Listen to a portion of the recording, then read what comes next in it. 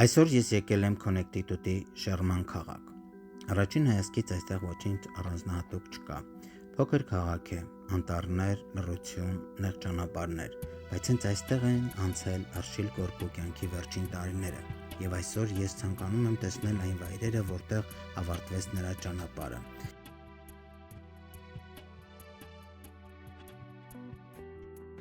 Գորկու մասին շատ է խոսվել, գրվել են գրքեր, նկարահանվել են ֆիլմեր, բայց ինձ միշտ հետաքրքրել է մեկ այլ հարց. ինչպիսի վայր էր այն քաղաքը, որտեղ ապրեց իր կյանքի վերջին տարիները։ Ինչ էր տեսնում ամեն օր, ինչ ճանապարհներով էր քայլում, ինչ լռության մեջ էր ապրում։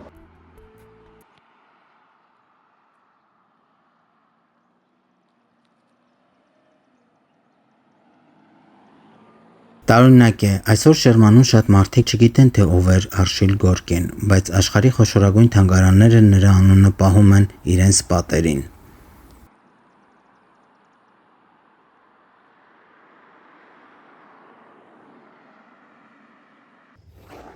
Հենց այստեղ էր ապրում Արշիլ Գորկին։ Այսօր տունը պարզապես տուն է, բայց երբ կանգնում ես այստեղ, հասկանում ես, որ այս պատերի ներսում ապրել է մի մարդ, որի անունը վաղուց դուրս է եկել այս քաղաքի սահմաններից։ Արշիլ Գորկու արվեստը դարձել է գրքերի, վավերագրական ֆիլմերի և հետազոտությունների թեմա, սակայն նրա ժառանգությունը պահպանվել է նաև արվեստի աշխարհից դուրս, իր տանը։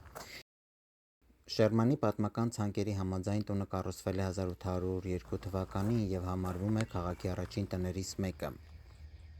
Արշիլ Գորկու տան ներկայիս սեփականատերը ամերիկացի հայտնի բեմադրիչ և պարուսույց Մարթա Քլարկն է, ով տունը գնել է 1980-ական թվականներին։ Նա սկզբում նույնիսկ չգիտեր, որ այն պատկանել է Արշիլ Գորկուն, հետագայում խորապես ուսումնասիրել է նրա կյանքը, մտերմացել կնոջ, դուստրերի հետ և դարձել Գորկու ժառանգության պահպանողներից մեկը։ Երբ հասանք Շերմանի այն տուն, որը հայտնի էր որպես ապակե տուն և որտեղ կյանքի վերջին տարիներին ապրել է Արշիլ Գորկին, դռները փակ էին և մեզ չհաջողվեց հանդիպել տան բնակիչներին, ուստի տունը նկարահանեցինք միայն դրսից, հանրային ճանապարհից։ Ի դեպ, Մարթա Քլարկը տարբեր առիթներով պատմել է նաև այս տան հետ կապված Գորկու ուրվականի մասին պատմություններ, որոնք հետագայում դարձել են հոդվածների և լուսանկարչական նախագծերի թեմա։ Երբեմն մտածում եմ, թե արդյոք նա սիրում էր այս վայրը, թե պարզապես հերթական կանգ առներ իր կյանքում։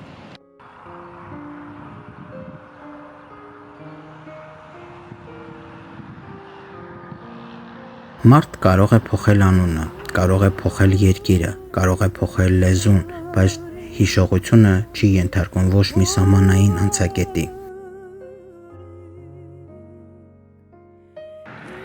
Գորկին Ամերիկայում ապրեց ավելի երկար, քան իր հայրենիքում, բայց իր ամենահայտնի նկարների մեջ ապրում էր այն Հայաստանը, որից որ վաղուց նա հեռացել էր։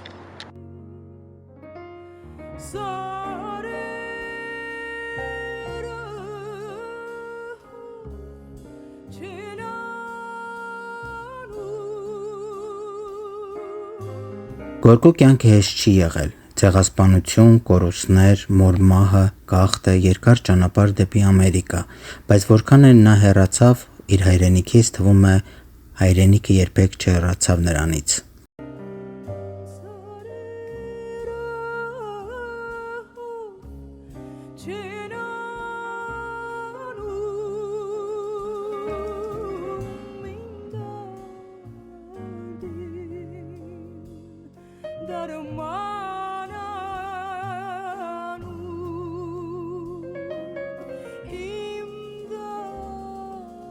Այսօր Շերմանը խաղաղ է, բայց Գորկու կյանքի վերջին տարիները խաղաղ չէին։ Առողջական խնդիրներ, ստեղծագործական ճգնաժամ, ընտանեկան դժվարություններ, եւ այդ ամենի վերջնակետը եղավ 1948 թվականը։ Տան հարևանության միջև որս պահպանվում է այն փոքր փայտե շինությունը, որը որոշ աղբյուրների համաձայն կապված է Գորկու կյանքի վերջին ողբերգության օրվա հետ։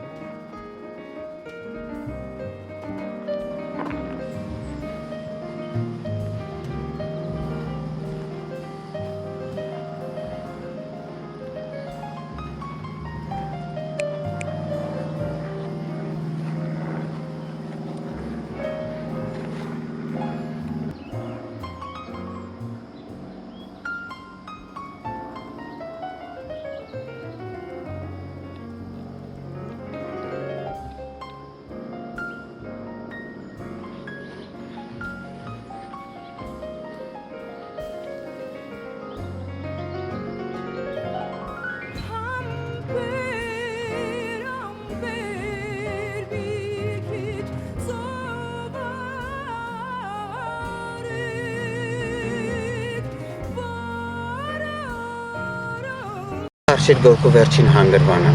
Դառնակ զգացողություն է, երբ ամբողջ կյանքում լսում ես մարդու անունը, կարդում նրա մասին,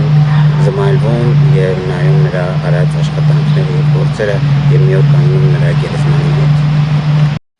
Հանճարների ողբերգությունը այն չէ, որ նրան չեն ճանաչում, երբեմն ողբերգությունը այն է, որ նրան ճանաչում են շատ ուշ։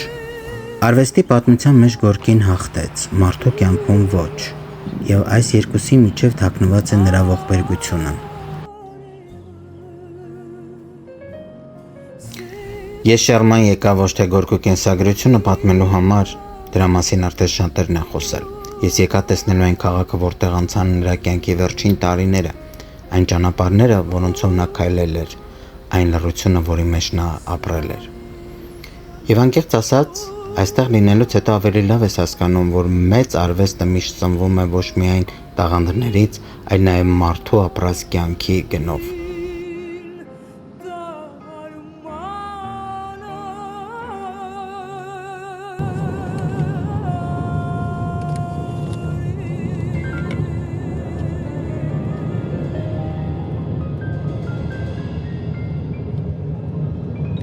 Շերման, Արշիլ Գորկու վերջին կանգառը։